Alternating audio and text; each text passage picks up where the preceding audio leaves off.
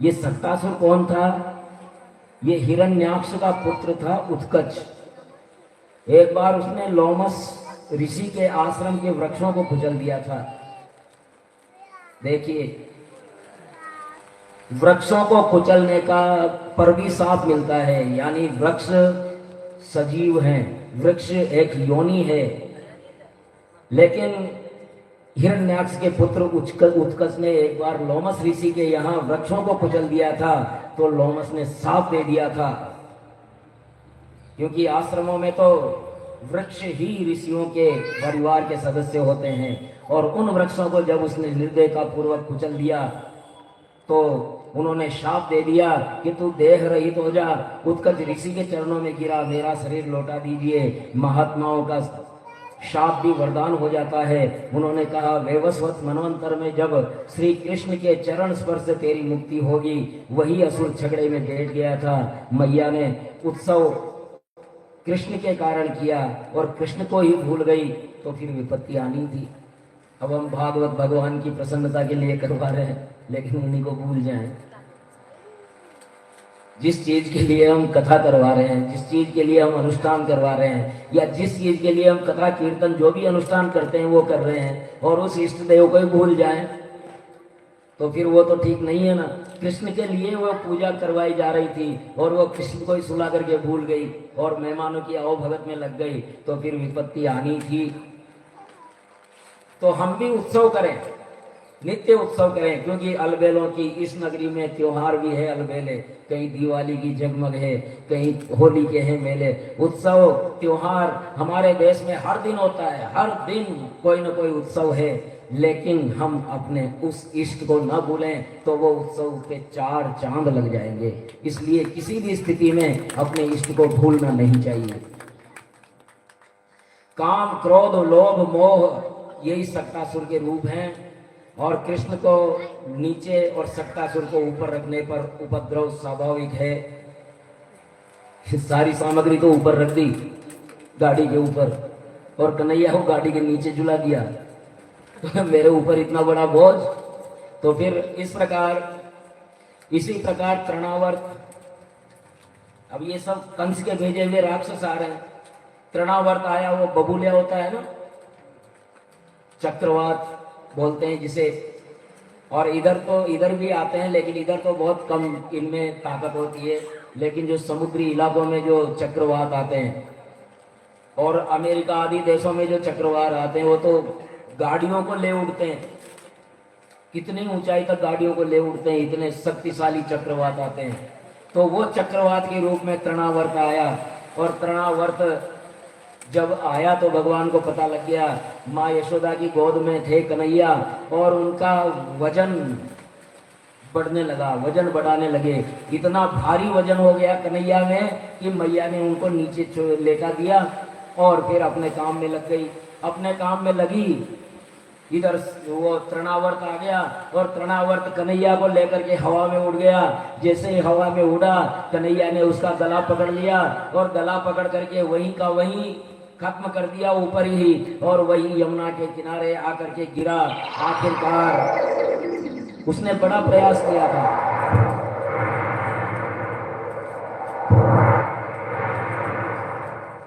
बड़ा प्रयास किया था उसने छूटने का, अरे छोड़ दे छोड़ दे छोड़ दे। लेकिन कन्हैया को कोई एक बार पकड़ ले तो फिर कन्हैया उसे छोड़ता नहीं।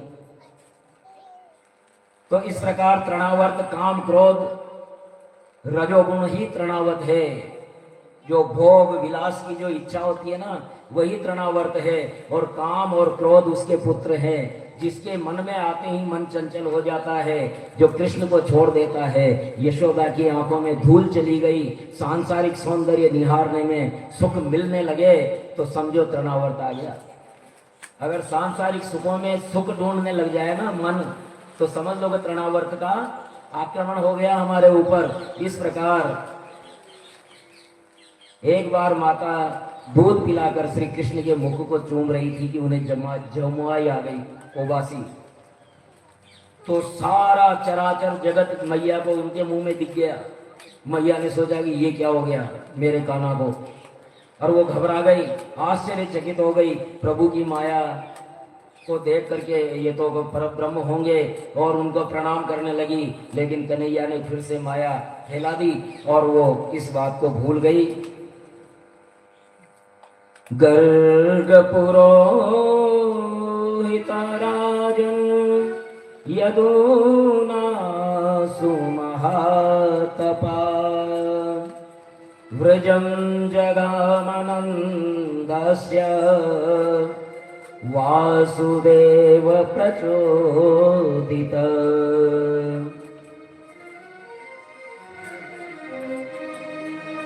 गर्ग जो यादवों के पुरोहित थे, वसुदेव जी के पुरोहित थे, और वसुदेव जी ने उन्होंने कहा था कि नंद गांव में नंद बाबा के यहाँ मेरे पुत्र हैं, उनका नामकरण संस्कार करना है।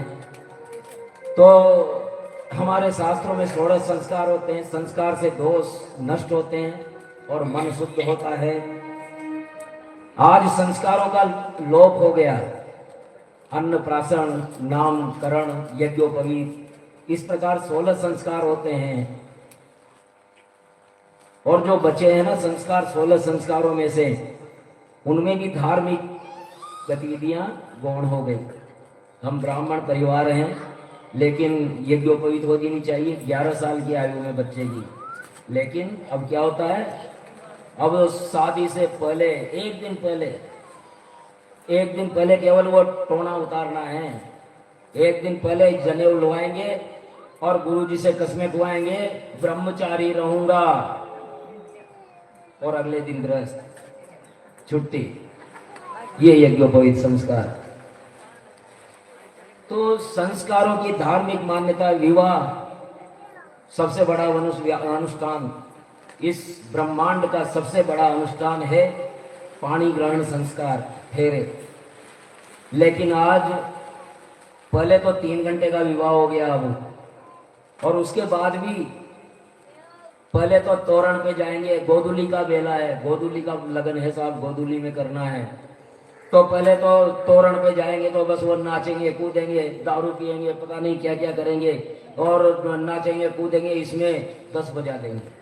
गोधुली बेला के फेरे 10 बजा देंगे। 10 बजे वहां पहुंचेंगे रिसोर्ट में, और वहां पहुंच करके फिर मंच पे बैठ जाएंगे, स्टेज पर बैठ जाएंगे, और वहां फिर 12 बजा देंगे, और गोधुली बेला के लग्न है साहब। और फिर 2 बजे 3 बजे आएंगे वहां फेरों में, और पंडित जी से कहेंगे पंडित जी बहुत लेट हो गया, फटाफट निपटा दो, आप आधा घंटे में निपटाता हूं। फिर कहेंगे कि पंडित जी ने फेरे अच्छे नहीं पढ़वाए। तो हमारे संस्कारों के धार्मिक जो रीति रिवाज है, धार्मिक महत्व है, वो कम होता जाता है। फोटोग्राफर का बड़ा महत्व होता है। फोटोग्राफर कहेगा हाँ थोड़ा सा आंखें खोलो तो आंखें खोलेंगे, थोड़े से इधर हो जाओ तो इधर हो जाएंगे। पंडित कहेगा कि आप थोड़ा ढंग से बैठो, सीधे बैठो, अरे यार पंडित जी करवा लो, कमर में दर्द हो रहा है। फोटोग्राफर जो कहेंगे वो करेंगे, वो जैसे नचाएगा वैसे नाचेंगे। लेकिन पंडित कह देगा कह रहे सीधे बैठो यार, ये यूं क्या बैठे हो, तो कह रहे यार पंडित जी यार तुम करवाओ यार, अपना काम करो, जल्दी करो। तो धार्मिक महत्व हमारे संस्कारों का कम होता जा रहा है, और ये ठीक नहीं है। संस्कार धार्मिक होते हैं और उनकी वो महत्ता बनी रहनी चाहिए। अब गर्ग ऋषि बोले, जब नंद बाबा ने कहा कि नामकरण संस्कार करना है, तो गर्ग ऋषि बोले कि मैं यदुवंश का आचार्य हूं, मैंने यदि संस्कार किया और कंस को पता लग गया तो उसको विश्वास हो जाएगा कि उसका काल यहाँ पल रहा है। इसलिए गुप्त रूप से गौशाला में नामकरण संस्कार करेंगे। तो गौशाला में गए, किसी को पता न लगा, और गर्गाचार्य जी बोले अयम ही रोहिणी पुत्रो रमयन् सुरदो गुणैः आख्यास्ते रामैति बलादिख्यात् बलं विदुः। ये जो रोहिणी का पुत्र है बड़ा रमणीय है, बड़ा रमणीय है, इसलिए इसका नाम राम है। लेकिन इसमें बल का बड़ा आधिक्य होगा, बल बहुत बलशाली होगा, इसलिए इसका नाम बलराम होगा। बोलिए बलराम जी महाराज की। देवकी के गर्भ में आए थे और देवकी के गर्भ से संकर्षण करके और रोहिणी के गर्भ में डाल दिए गए, इनका एक नाम संकर्षण भी होगा। बोलिए संकर्षण भगवान की।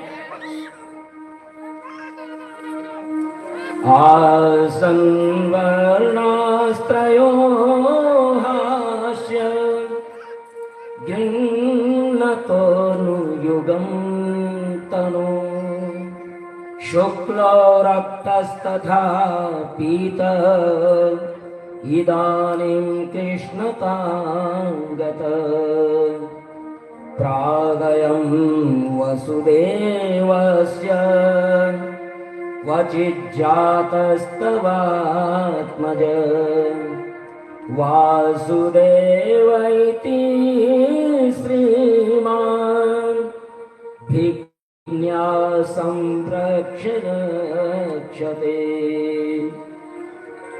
ये 3 वर्णों के पहले हो चुके हैं कृष्ण जो है, और अभी ये कृष्ण वर्ण के होंगे, इसलिए इनका नाम कृष्ण भी होगा। और ये वसुदेव के पुत्र हैं, इसलिए ज्ञानी लोग इनको वासुदेव भी कहेंगे। बोलिए वासुदेव भगवान की। लेकिन वसुदेव के पुत्र हैं इसलिए वासुदेव होंगे, लेकिन तुम्हारे यहाँ तुम्हारी गोद में पले हैं इसलिए नंदलाल भी होंगे। बोलिए नंदलाल की। बहुनी सन्ति नामानि रूपाणि च सुतश्यते गुणकर्मानुरूपाणि तान्यहं वेद नो जना। इनके अनेक नाम हैं, इनके नामों की कोई मिति नहीं है, कोई सीमा नहीं है, अनंत नाम है इनके, अनंत रूप हैं तुम्हारे पुत्र के। गुण कर्म के अनुसार मैं तो जानता हूं उन नामों को, लेकिन साधारण व्यक्ति नहीं जान पाएगा। तस्मान्नन्दात्मजो यन्ते नारायण समो गुणे श्रिया कीर्त्यानुभावेन गोपायस्व समाहित।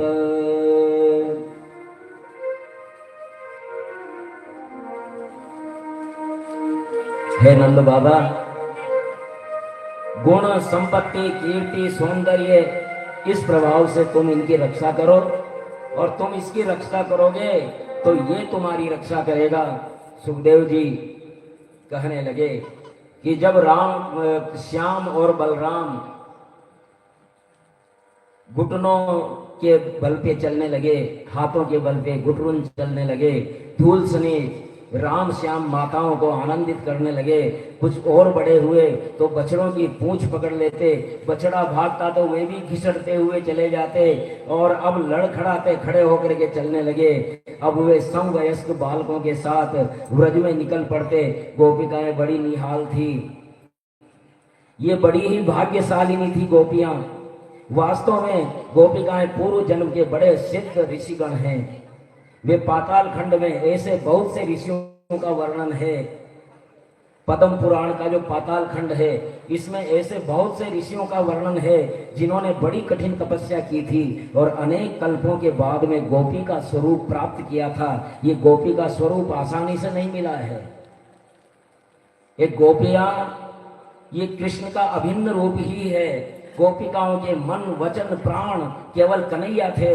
एक गोपी दही दूध मक्खन बेचने निकली तो वो माखन के बजाय कहना चाहिए था ना माखन ले लो, माखन ले लो, लेकिन वो कहती है माधव ले लो, माधव ले लो। इस प्रकार तल्लीन कृष्ण प्रेम में पता नहीं क्या बोल रही थी। छोटे से कन्हैया छोटी सी अंजलि फैला करके कहते ला माखन दे दे। गोपिकाएं निहाल हो गई, किंतु बोले लाला मुफ्त नहीं मिलेगा। तो मैं क्या करूं, तुम्हें नाचना पड़ेगा। तो फिर चारों तरफ सखियां ताली बजाने लगी और कन्हैया नाचने लगे।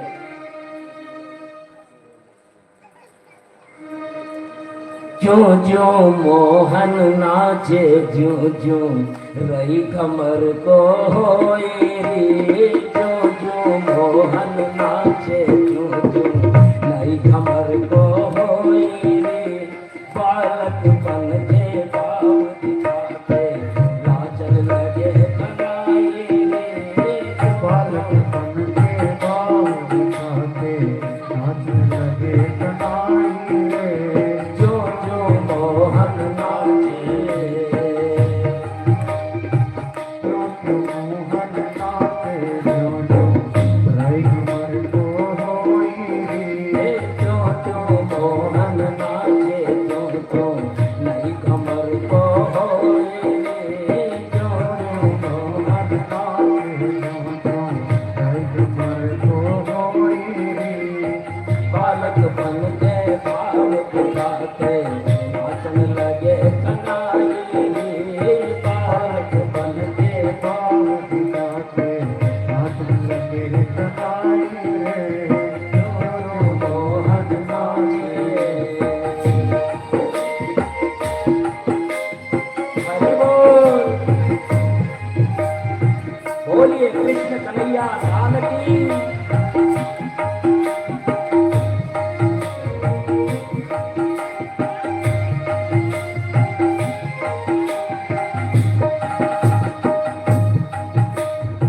गोपवधू से माखन मांगे नंद यशोदा का लाला। गोपवधू से माखन मांगे नंद यशोदा का लाला। जी भर कर माखन देंगी पर थोड़ा सा नाचो लाला। जी भर के माखन देंगी पर थोड़ा सा नाचो लाला। ताली दे दे गोपी आए, ताली दे दे गोपी आए। गोविंद के पद सोई रे। ताली दे दे गोपी आए, ताली दे दे गोपी आए। मधुर के पद सोई रे। जो जो मोहन नाचे।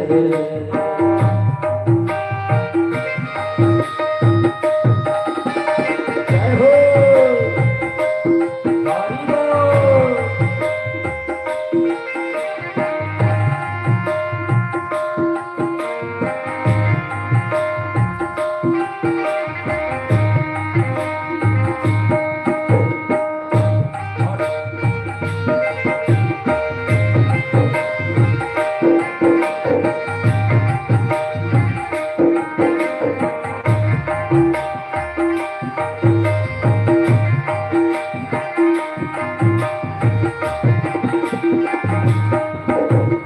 और कन्हैया नाच रहे हैं तो उनके नूपुर के धुन से पूरा ब्रह्मंडल गुंजा रहा है। कान्हा के पग नूपुर धुन से ब्रजमंडल गुंजा रे। कान्हा के पग नूपुर धुन से ब्रजमंडल गुंजा रे। कुंज गली मधुअन कालिंदी श्याम ही श्याम पुकारे हैं। मधुवन कालिंदी श्याम ही श्याम पुकारे। कान्हा के रंग रंगी गोपियां, कान्हा के रंग रंगी गोपियां। सारे सुख बुद्ध खोए रे। कान्हा के रंग रंगी गोपियां, सारे सुख बुद्ध खोए रे। जो मोहन नाचे।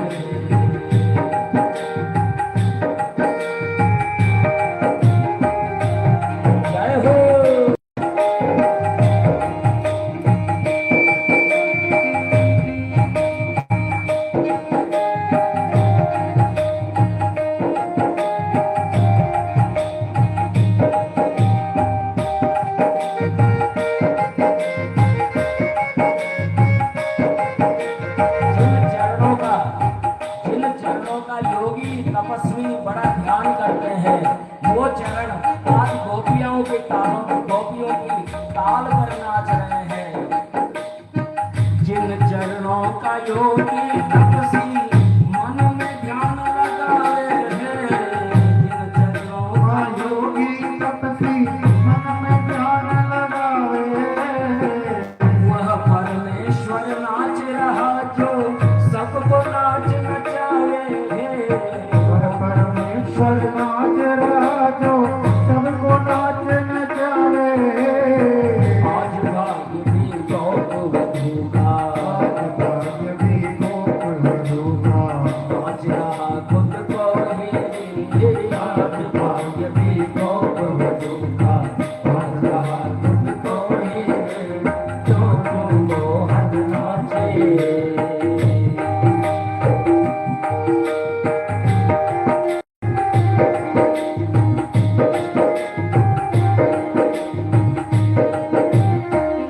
कन्हैया को बहुत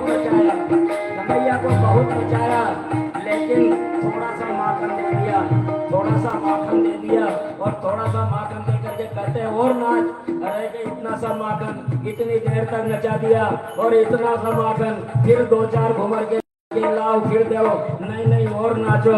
तो फिर कहा नहीं मैं नहीं नाचूंगा। कन्हैया रूठ गए। इतने में सखियां कहती है कि अरे तू एक बात बता, नंद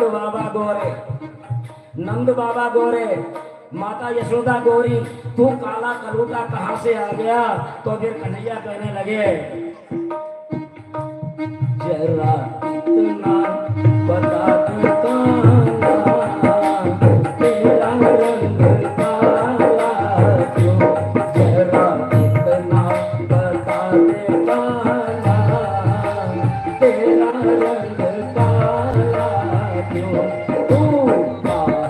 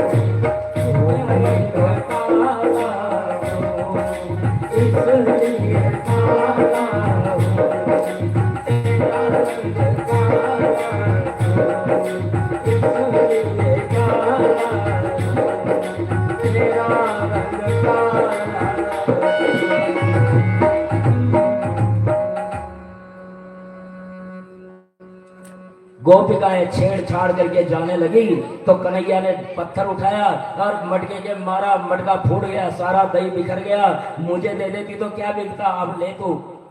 फोड़ दिया। और गोपी बोली, आज यशोदा मैया से तेरी शिकायत करना है, तुझे पिटवा ना दिया तो मेरा नाम नहीं। कन्हैया ने सोचा कि अब चलो। माँ के आंचल में छिप गए, माँ के आंचल में जाकर के छिप गए। कुछ देर में सारी सखियां आई, बोलने लगी, अरे मैया तेरा लाल बड़ा शरारती है, बहुत शरारतें करता है। इसकी शैतानियां दिन उगने से लेकर के और आधी रात हो जाती है वहां तक चलती रहती है। हमारी गायों के असमय बछड़े खोल देता है, सारी गायें चूक जाती है और दूध नहीं मिलता है। चीकों पर दही माखन टंगा रहता है तो खुद खाता है, ग्वाल वालों को खिलाता है, बंदरों को खिला देता है, और नए हाथ लगे तो फिर मटकी को फोड़ देता है। कहां तक गिनाए, आज तो हद हो गई। रास्ते में हमने माखन देने से मना किया तो हमारी मटकियां ही फोड़ दी।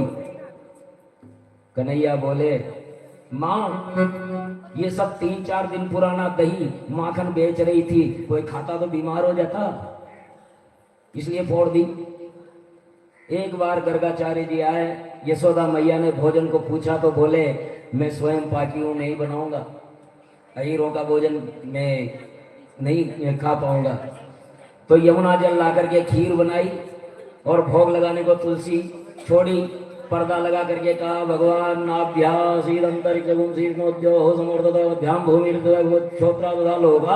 अगल बयन्ना। पर्दा हटाया तो कन्हैया खाता ही मिला। अरे अहीर के छोरे ने मेरी खीर खराब कर दी, अब मैं क्या करूं। यशोदा देख करके, प्रभु अब क्या करें, अब बालक है, चलो दोबारा बनाई, पुनः बनाई, फिर प्रार्थना की तो कन्हैया माँ की गोद में सोए हुए थे। माता को योग माया के वश में करके और लगे भोग लगाने। पुनः गर्ग मुनि पुनः परेशान। कन्हैया ने भी सोचा कब तक विप्र को भरमाऊं, फिर चतुर्भुज रूप में दर्शन दे दिया गर्गाचार्य जी को। और अब कन्हैया गर्ग जी की गोद में बैठ करके एक घास कन्हैया को खिलाते, दूसरा घास स्वयं खाते, और उनकी झूठी खीर कन्हैया खा रहे हैं, कन्हैया की झूठी खीर गर्गाचार्य जी खा रहे हैं। बोलिए कृष्णचंद्र भगवान की। अब कुछ और बड़े हुए। एक दुबले पतले मित्र ने कहा, मधुमंगल तू दुबला क्यों है भाई। एक बहुत दुबला मित्र था इनका, तू दुबला क्यों है। नंदगांव में इतना दूध दही घी मक्खन आदि होता है, फिर तो इतना दुबला क्यों है। कि अरे सब हम गरीब हैं, बेच दिया करते हैं, और कंस का कर भी चुकता नहीं हो पाता। कृष्ण बोले, अब ब्रज का माखन केवल ब्रजवासियों के लिए है, मथुरा में कोई माखन दही दूध नहीं जाएगा, कंस को हम कर नहीं देंगे। और ये सत्याग्रह भगवान ने चला दिया। सखियां नित्य ही शिकायतें लेकर के मैया यशोदा के पास जाने लगी। तो यशोदा जी बोली, तुम अपने माखन को छिपा करके रखा करो। तो सखी ने कहा कि मैया एक दिन कृष्ण बोला कि मैं तेरे घर आऊंगा, तो मैंने सारा माखन अपने माई के पहुंचा दिया। घर में माखन नहीं मिला तो इसने मेरे सोए हुए लल्ला को चूंटी पर ली और रुला करके भाग गया। यशोदा कहती है, तुम कहती हो लाला शरारती है, किंतु लाला कहता है कि उसने कुछ किया ही नहीं है। तुम रंगे हाथों पकड़ करके लाओगी तब मैं मानूंगी कि वो चोरी करता है, ऐसे नहीं मानूंगी। मेरा लल्ला, मेरे घर में कोई दूध दही मक्खन की कमी थोड़ी है। प्रभावती बोली, इसमें क्या बड़ी बात है, मैं पकड़ के लाऊंगी। और कन्हैया ने तय कर लिया कि आज का डाका प्रभावती के घर पे ही। और नगर के बाहर आकर मित्रों से बोले कि मैं सबको माखन खिलाऊंगा, सब मेरे साथ आ जाओ। मित्र, तू रोज रोज देगा क्या माखन, और रोज रोज लाएगा तो मैया मारेगी। कृष्ण ने कहा, घर का थोड़ी खिलाऊंगा, घर का नहीं खिलाऊंगा, मैं तो बाहर का खिलाऊंगा। तो क्या चोरी करेगा क्या। कि हाँ चोरी करेंगे। इसी समय मंडली की घोषणा करते हैं, बाल गोपाल चोर ये मंडल बना दिया, चोरी का मंडल। और मित्र अगर पकड़े गए तो कि मेरे पास मंत्र है, पकड़े नहीं जाएंगे। बोले क्या कि चित्तू चोरियम मंतु चोरियम, अपने आप मंत्र बना लिया। चित्तू चोरियम मंतु चोरियम, चित्त को चोर लो मन को चोर लो, ये मंत्र बना लिया कन्हैया ने। अगर इसका आप जाप करेंगे तो चित्तू ऋषि ने चौर्य विद्या का प्रचार किया था, ऋषि भी बना लिए उन्होंने। चित्तू ऋषि ने चौर्य विद्या का प्रचार किया था और वो मंत्र है चित्तू चौर्यम मंतु चौर्यम। तो ये मंत्र कन्हैया ने अपने मित्र को दिया था, ये ध्यान रखना है ना, हमें नहीं दिया। एक तो अपन इस मंत्र का जाप करके और चोरी करने लग जाए, ये केवल कन्हैया के लिए, ये दूसरे किसी के लिए नहीं है। तो भाई भागवत में आ गया था भाई चित्तू चोरियम मंतु चोरियम कह देंगे तो फिर चोरी करने का पाप नहीं लगेगा। और फिर चित्तू चोरियम यानी चित्त को चोरो अगर चोरना ही है तो, मंतु चोरियम मन को चोरो अगर चोरना ही है तो, ये इस मंत्र का भाव है। अगर ये चोरी करते हैं तो बहुत अच्छी बात है, किसी के चित्त को चुरा लेते हैं, यानी कुछ ऐसे कर्म करो कि लोग कहें कि हाँ क्या बात है, यही चित्त चोरना है, यही मन चोरना है। और तात्विक बात यह है कि जीवन को दिशा देने वाला चित्त या मन है, और उसकी चोरी ही माखन चोरी है। माता से शिकायत करने वाली एक बड़बोली सखी प्रभावती ने यशोदा से वचन दे दिया है कि मैं कन्हैया को रंगे हाथ पकड़ाऊंगी। तो कन्हैया ने कहा कि आज के दिन तेरा ही नंबर है।